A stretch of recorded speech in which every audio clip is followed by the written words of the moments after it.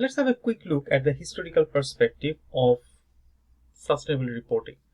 As you can see, the emphasis on the emphasis on sustainable reporting started back in 1962. If we go back to that far back in history, that is when the pre-standardization process started, and then it went on, and the discussion actually continued between 1962 to 1979 through the root period, where the more conversation and the discussion to generate new thoughts and ideas to find out the best possible way to actually report sustainable information in the corporate reports.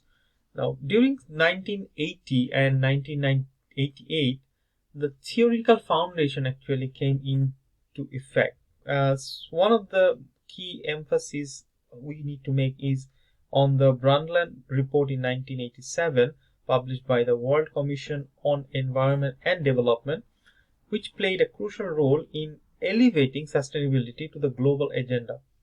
And this report linked environmental challenges to poverty and unsustained consumption patterns that laid the groundwork actually for the UN Conference on Environment and Development, or in short, the Earth Summit in 1992. And this is a landmark event which aimed at reconciling environmental growth with environmental protection. And this is something has propelled toward identifying or focusing more on sustainability issues in business practices.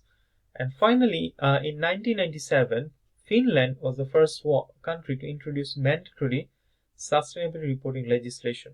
The same year, we have also seen the launch of Global Reporting Initiative.